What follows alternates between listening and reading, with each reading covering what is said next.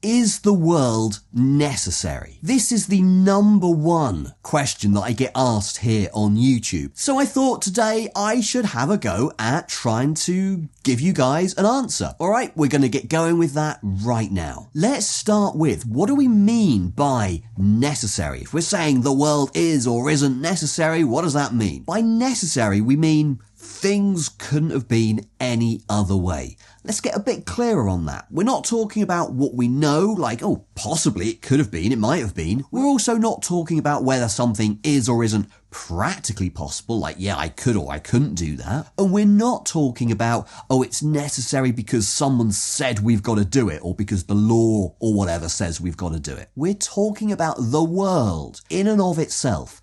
Could it have been this way or that way? Or does it have to be a certain way? We're talking about metaphysical necessity. Okay, so in that sense, we're asking, is the world necessary? So I think my answer to that question is, well, some bits are and some bits aren't.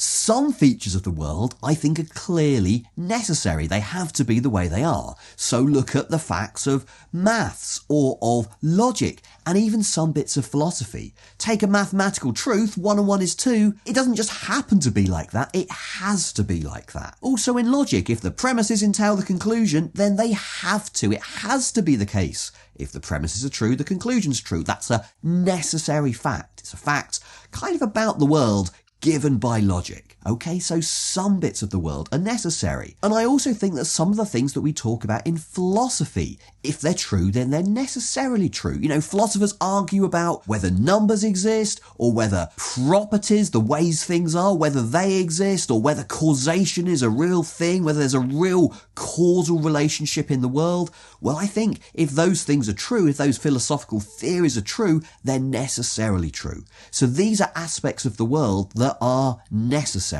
So yes, some bits of the world are necessary. But just as obviously, other bits of the world aren't necessary. They could have been a different way from the way they actually are. I don't have to be here right now talking to you. I could have been doing something different, and you don't have to watch, right? You could have been watching something else right now. These kind of matters are contingent, okay? And it's not just a matter of free choice, even stuff that's got nothing to do with human free will, free choice. So whether it rains or not today, it's not up to me or anybody else, but it's contingent. It might go one way, it might go another. It's contingent whether it does one or the other. That's not a necessary feature of the world. So some features of the world are definitely necessary, some features of the world are definitely contingent. So what about this overall question, is the world necessary? So I guess when people are asking, is the world necessary, what they're really asking is a theological question about the creation of the world. Was the world created by a necessary being, or did the world just pop up through sheer chance? Okay, so the theist explanation would go like this. God is a necessary being who has always existed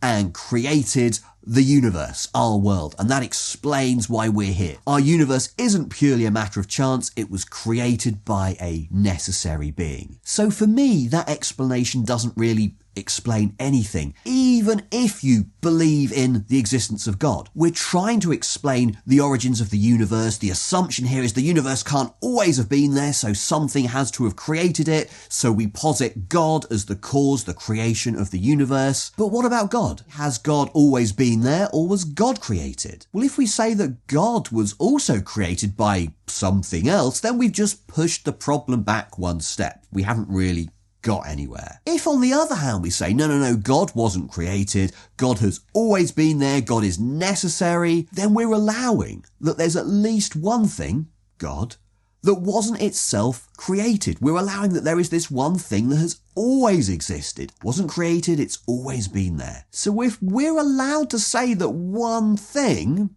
has always been there and isn't created, why can't we just say that of the universe? We could just say that the universe wasn't created, it has always been here. That is an option.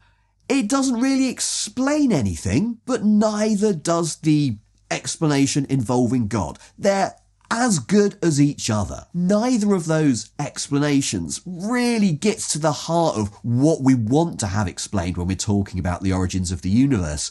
But you're no worse off saying the universe has always been here than if you say, well, God created the universe and God has always been here. So if you're asking my personal view, I'm an atheist, I don't believe God exists. I personally think that the philosophical arguments for atheism are much stronger than those for theism. So my view is that there is no God, and so God didn't create the universe. So what do I think about the origins of the universe? Well, I think it's a really tricky question and we just don't know the answer. So a lot of people will say, well, look, basically on your view, Mark, that means the world was created through chance or came into existence as a chance event, and that surely can't be the case. Surely all of this can't be here just as a matter of chance. And to that I would say, well, we just don't know. It's definitely hard to get our head around that concept, but thinking about chance in general is really, really difficult. The more we have learned about quantum physics, for instance, tells us just how chancy the fundamental physical features of the world are. And yet, does anybody really understand that? The idea that the basic properties of the matter that makes up our universe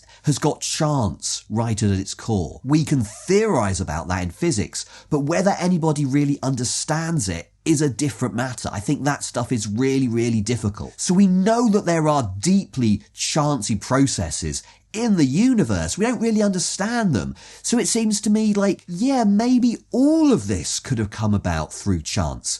And the fact that we can't get our heads around that isn't so surprising because we're just really bad at thinking about chance in general. But you know, just because you're saying a necessary being didn't create the universe, you're not forced to say that it was a matter of chance. Maybe there's always been a universe or universes, and this universe, our world, somehow came through, dripped through from those other universes.